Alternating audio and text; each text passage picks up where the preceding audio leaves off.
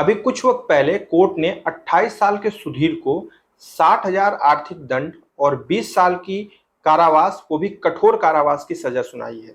अब ये जो 28 साल का सुधीर है जिसे ये सजा मिली है, ये एक्चुअल में एक कोच है, यानी कि बच्चों को प्रशिक्षित करने का काम करता है, खासकर स्पोर्ट में। लेकिन ऐसा क्या हुआ था जिसकी इतनी कठोर सजा मिली, 20 साल की कैद और साथ ही साथ 60,000 का आर्थिक दंड। और इसके पीछे लगभग 19 गवाह प्रस्तुत किए गए थे और 41 दस्तावेज जो है कोर्ट में शामिल किए गए थे, जिसके आधार पर इसको ये सजा मिली है, यानी कि ये पूरी तरह से सही है। लेकिन इस शख्स ने ऐसा क्या किया था, कौन सा ऐसा अपराध किया था? ये एक ऐसा अपराध था जिसे आप जानेंगे, इस कहानी को जानेंगे तो आप भी सतर्क और सावधान हो जाएंगे और दो पल के लिए आप भी सोचने के लिए मजबूर हो जाएंगे। अगर आपके घर में बच्चे हैं, आपके घर में बच्चे बड़े हो रहे हैं, आपसे दूर रहते हैं, तो आपको भी ये चीज़ सोचने पे विवश कर देगी ये कहानी कि आपको किस तरीके से सतर्क होना है। चलिए इस कहानी की मैं शुरुआत करता हूँ। नमस्कार दोस्तों, मेरा नाम है जीआरडी और आप देख रहे हैं 9 PM विद जीआरडी। ये कहानी है अजमेर राजस्थान की। चलिए इस कहानी की मैं शुरुआत करता हूँ। बात है ये 2019 की। 2019 में कोलकाता की एक बच्ची होती है, एक लड़की होती है, जिसकी उम्र होती है लगभग 14 साल। अब 14 साल की ये पल्लवी, जिसका नाम मैंने परिवर्तित किया है ताकि उनके परिवार और खासकर उस लड़की के अस्मिता पे कोई असर ना पड़े। पल्लवी 14 साल की होती है 2019 में और उस दौरान वो कोलकाता की होती है, लेकिन अपनी पढ़ाई वो हिमाचल प्रदेश में पूरी कर रही होती है। पल्लवी को खेल कूद में बहुत शौक था, जिसकी वजह से वो अपने माँ बाप से हमेशा कहती थी कि उसे एक फुटबॉलर बनना है। माँ बाप इस चीज़ का सपोर्ट भी करते थे, बोलते थे ठीक है बेटा, जो बनना है बनना, लेकिन ध्यान रखना। पल्लवी का स्पोर्ट में बहुत मन लगता था, पढ़ाई लिखाई में भी काफ़ी अच्छी थी, लेकिन स्पोर्ट में उसका बहुत मन लगता था। और इस दौरान उसके जो कोच थे वो भी उसको बहुत अच्छे से ट्रेंड किया करते थे और पल्लवी का सिलेक्शन अंडर 16 में हो जाता है। जो कॉलेज की तरफ से एक अंडर 16 टीम बनाई जाती है, उसमें पल्लवी का सिलेक्शन हो जाता है। और जब ये चीज़ पल्लवी को खुद पता चलती है तो खुशी से झूम उठती है कि शायद अब उसका भविष्य सुनहरा होगा, अब वो काफ़ी आगे तक जाएगी। और इस दौरान हिमाचल के स्कूल से एक टूर्नामेंट करवाया जाता है और वो टूर्नामेंट होता है अजमेर राजस्थान में। वो टूर्नामेंट होता है 2019 में ही, अंडर 16 फुटबॉल टूर्नामेंट। अब इसके लिए पल्लवी के साथ साथ और जितनी लड़कियां थी वो सारी की सारी हिमाचल प्रदेश से शिफ्ट होती हैं, कुछ दिन के लिए जाती हैं और अजमेर के एक गार्डन में इन सारे खिलाड़ियों को वहां पर ठहराया जाता है। इन खिलाड़ियों के साथ वहां पर एक और इंसान होता है जिसका नाम होता है सुधीर, जो कि इनका कोच होता है। सुधीर उन सारी बच्चियों का जायजा लेता है एक एक करके कि कौन कितना फिट है, किसने कितनी अच्छी तैयारियां कर रखी हैं, कितने कितने तरीके से किसकी ट्रेनिंग हुई है। वो सारा जायजा लेने के बाद वो काफ़ी जो है प्रोत्साहित भी करता है लड़कियों को, बच्चियों को। और उसके बाद उसकी निगाह पड़ती है 14 साल की पल्लवी पर। पल्लवी को देखकर सुधीर तुरंत मोहित होने लगता है। उसके मन में एक शैतानी विकृतियां आने लगती हैं, जिसकी वजह से वो पल्लवी को कहता है कि तुम जरा मेरे कमरे में आना।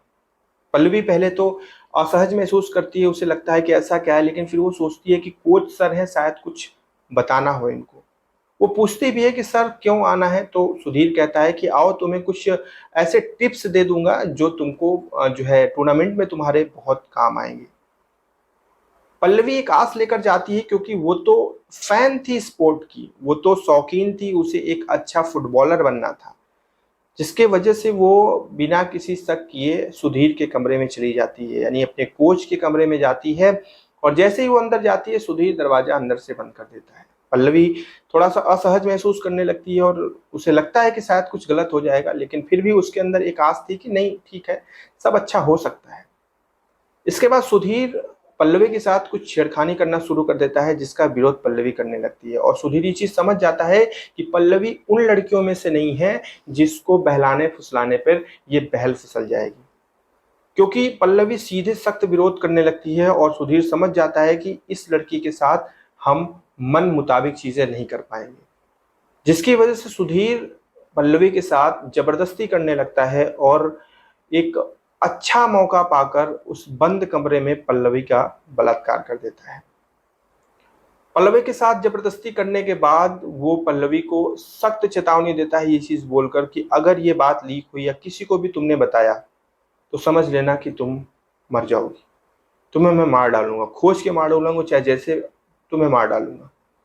पल्लवी बहुत बुरी तरह से डर चुकी थी, उसके अंदर एक गजब का डर आ चुका था जिसकी वजह से उसका आत्मविश्वास भी उससे दूर जाने लगा था। टूर्नामेंट वहां से खत्म होता है और पल्लवी वापस हिमाचल प्रदेश आती है और उसी दौरान कोरोना काल आ जाता है। और जैसे कोरोना आता है फिर पल्लवी हिमाचल प्रदेश से सीधे कोलकाता आ जाती है। कोलकाता आने के बाद वो अपने परिवार के साथ रह रही होती है, लेकिन उस पूरे कोरोना काल में उसको एक ही चीज बार बार चुभती है, उसके जहन को, उसके अंदर से उसको कुरेदती रहती है कि उसके साथ अनैतिकता हुई है, उसके साथ उसका बलात्कार हुआ, उसके साथ दुनिया का सबसे घिनौना काम हुआ है।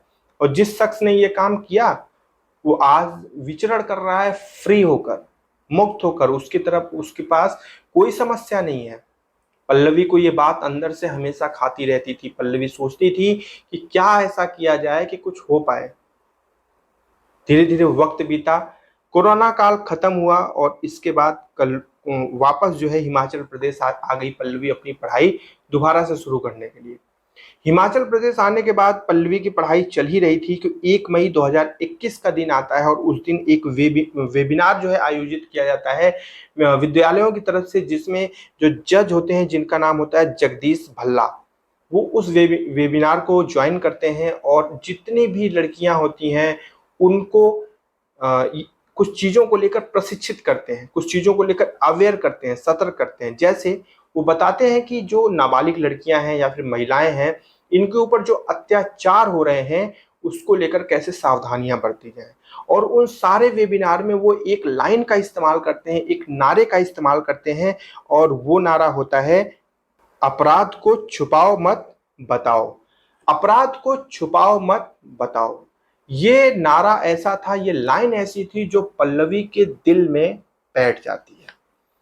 वो भी ये चीज समझ जाती है। उस वेबिनार के बाद उसको उसका आत्मविश्वास उसके पास आता है, उसको अंदर से एक हिम्मत मिलती है, एक जज्बा आता है और उसे लगता है कि अपराध को छुपाना नहीं चाहिए बल्कि बताना चाहिए।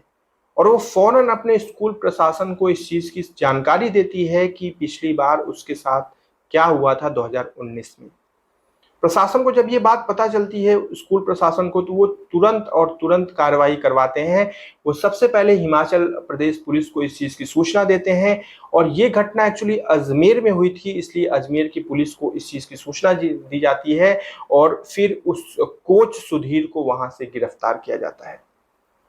जब उस कोच को, सुधीर को गिरफ्तार किया जाता है तो वो भी अपने डिफेंड में, अपनी सुरक्षा में वकील करता है, बहुत सारी चीजें करता है। लेकिन पल्लवी के साथ अगर बात किया जाए तो 19 गवाह और 41 दस्तावेज ऐसे साबित होते हैं जो इस चीज का जो है गवाह बनते हैं और इस चीज को साबित करने में पूरे सहयोग करते हैं कि वाकई में जो बात पल्लवी ने कही वो बात सच थी। यानी कि कोच के नाम पर सुधीर ने पल्लवी का फायदा उठाया था और 14 साल की उम्र में पल्लवी का बलात्कार किया था।